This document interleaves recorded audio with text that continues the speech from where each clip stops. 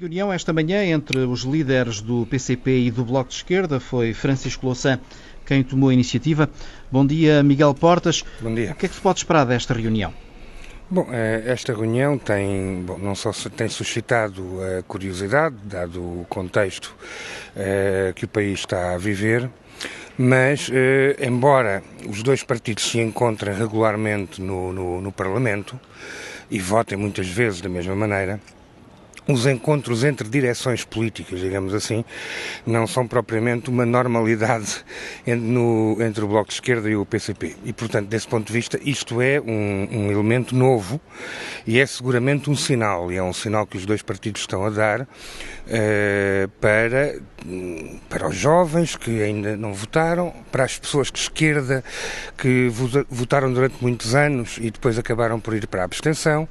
Ou seja, é um sinal que procuram dar no sentido de mobilizar o povo de esquerda para a situação que se atravessa e muito em particular para esta relação que existe entre o pedido de ajuda ao Fundo de Estabilização Financeira da Europa e do FMI e, ao mesmo tempo, a existência de um ciclo eleitoral. Portanto, esta sobreposição vai estar seguramente no centro da reunião, não é? Estamos a falar, portanto, de um sinal de um compromisso mais estreito entre os dois partidos. Mas até onde é que pode ir esse compromisso? Bom, eu creio que aquilo de que se falou a certa altura seriam existir listas conjuntas, isso eu creio que não está em cima da mesa, não só pelas declarações que foram sendo feitas ao longo da semana. Os dois líderes já o recusaram, sim. Nem foi um problema, creio eu, de dizer que recusaram, foi um problema de não se fazem arranjos, digamos assim, dessa maneira, sob pressão e a este tempo. Eu creio que há um caminho a percorrer entre estas duas forças de esquerda.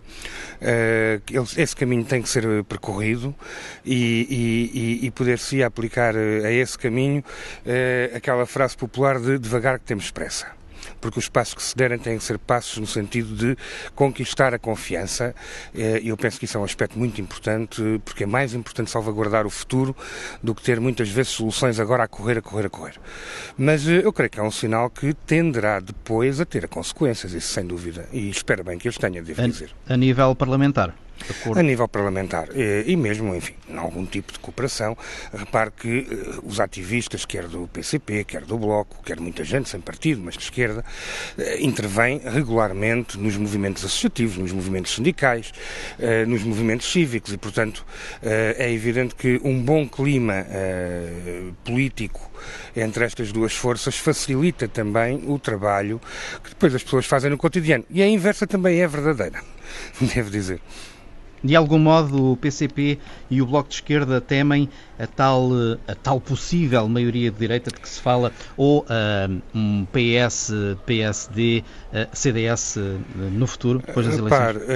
Eu creio que as eleições agora poderão estar a mudar de natureza. O que é que eu quero dizer com isto? Até agora, até ao pedido de ajuda ao FMI e ao Fundo Europeu, até agora isto era uma eleição com 5 forças principais que disputavam o voto. A partir do momento em que um governo de gestão, com um Presidente da República e mais 2 partidos, o PSD e o CDS, decidem, num contexto eleitoral em que o povo ainda não decidiu, decidem, digamos assim, ou vão decidir sobre um PEC 5, que é a consequência, a contrapartida real de um pedido de ajuda a este tipo de fundos. A partir do momento em que querem colocar, antes do povo decidir, o país sob um protetorado. Um protetorado que tem, se você quiser, que tem sede em Bruxelas. O Presidente da Confederação Europeia de Sindicatos falava, tive outro dia com ele, num debate, e dizia ele falava num poder colonial. Era a expressão dele, e é um social-democrata. Por um lado, um poder colonial em Bruxelas, que é quem exerce o protetorado. Por outro lado, a banca portuguesa a dizer já não damos para um campeonato, que foi um campeonato em que sempre foi ajudada pelo Estado, porque o que nós temos estado a fazer, e uma das razões desta crise, é a da transformação de dívida privada em dívida pública. Olha, foi a história do BPN. Não é? A dívida era privada, mas 2 mil milhões foram parar ao Orçamento do Estado, ao déficit do Orçamento do Estado. E, portanto, este roubo organizado, que é basicamente do que se está a tratar, tem um eixo em cima, tem outro eixo em baixo, e depois ainda tem as agências de notação, aquelas que dão notas. A economia portuguesa não ficou 3 vezes pior, ou 3 lances pior, nos últimos 15 dias.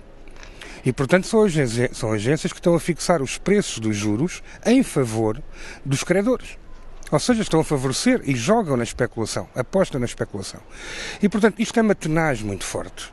E a esta tenaz é evidente que se vai ter que responder. Mas a resposta a isto, se o Governo e o Presidente da República e os 2 partidos da direita dão o seu amém a um PEC 5 negociado, enfim, na próxima semana, isto significa que estão a usurpar o poder de escolha do povo português sobre a mais importante decisão dos próximos 10 anos ou 20 anos em Portugal. E a esquerda parlamentar prepara-se também para esse combate? Não, e portanto isto significa que esta eleição não é verdadeiramente uma eleição, aliás porque há 3 votos exatamente para o mesmo protetorado, mas é um verdadeiro referendo a saber se este povo quer ficar a viver de joelhos, vergado pelo capital financeiro, vergado por Bruxelas, vergado por este tipo de autoritarismo que aí vem, ou se pelo contrário tem a dignidade de se levantar.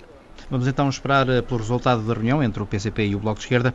Miguel Portas, até para a semana, bom fim de semana. Bom fim de semana, muito obrigado.